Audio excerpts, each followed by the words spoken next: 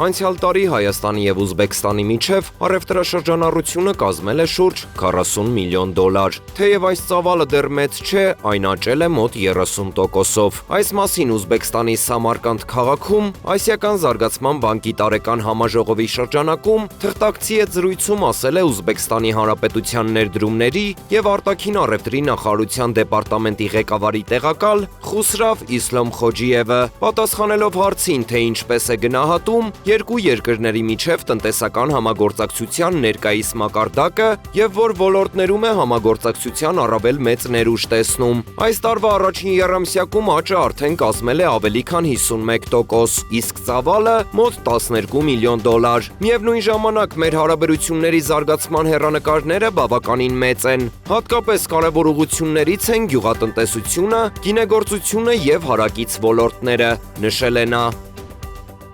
2024 թվականին ազգային ժողովը ընդունել է բարձր տեխնոլոգիաների ոլորտին աջակցելու մասին կարգավորումները, որոնք ուժի մեջ են մտել 2025 թվականի հունվարի 1-ից։ Նախորդ տարվա ընթացքում բազմաթիվ ընկերություններ ստացել են պետական աջակցություն։ Մի մասն ավելի ցածր հարկային դրույքաչափի տեսքով, մյուս մասը վերադարձի։ 2025 թվականի ընթացքում աջակցությունը ստանում էին հենց ՏՏ ընկերությունները, եւ ազգային ժողովի կողմից ընդունված օրենքի կարգավորումն այնպիսին էր, որ 2026 թվականի հունվարի 1-ից այդ աջակցության մեխանիզմը պետք է փոխվեր ու աջակցություն ստանային ոչ թե ընկերությունները, այլ այդտեղ աշխատող միգրանտները։ Այդ մասին տեղեկանում ենք ազգային ժողովի կայքից։ Այս մասին ասել է տնտեսական հարցերի մշտական հանձնաժողովի նախագահի տեղակալ Բաբկեն Թումյանը։ Ըստ Թումյանի 2026 թվականի առաջին ամիսների զարգացումները ցույց են տվել, որ միգրանտների կողմից աջակցության համար դիմելու ու այդ գումարը ստանալու առումով տեխնիկական խնդիրներ են առաջանում։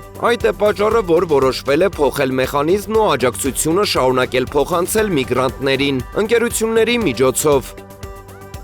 Արմավիր բիզնես ֆորումի շրջանակներում տեղի ունեցավ բիզնեսի զարգացմանը նվիրված պանելային քննարկում, որի գլխավոր հովանավորն էր Ամիո բանկը։ Նախաձեռնությունը նպատակ ուներ մեկ հարթակում համախմբել բիզնեսի ներկայացուցիչներին եւ փորձագետներին, քննարկելու վաճառքի, մարքեթինգի, բրենդինգի, հաճախորդակենտրոնության եւ արհեստական բանականության դերը ժամանակակից բիզնեսի աճի գործում։ Պանելային քննարկումը վարում էր Ամիո բանկի մարքեթինգի, հաճախորդի փորձառության եւ հաղորդակցության ղեկավար Լիլիթ Մաթևոսյանը։ Քննարկման ընթացքում անդրադարձ կատարվեց մի շարք կարևոր հարցերի՝ վաճառքի եւ մարքեթինգի փոխկապակցվածությունից մինչեւ հաճախորդի փոփոխվող վարքագծին, բրենդինգի անհրաժեշտություն մարզային բիզնեսի համար եւ AI-ի գործնական կիրառություն։ Պանելային քննարկման հիմնական ուղերձն այն էր, որ ժամանակակից բիզնեսի աճը միայն վաճառքի ծավալների ավելացման մասին չէ։ Այն սկսվում է հաճախորդին խորությամբ հասկանալուց, վստահություն կառուցելուց, հստակ բրենդ ունենալուց եւ փոփոխվող միջավայրին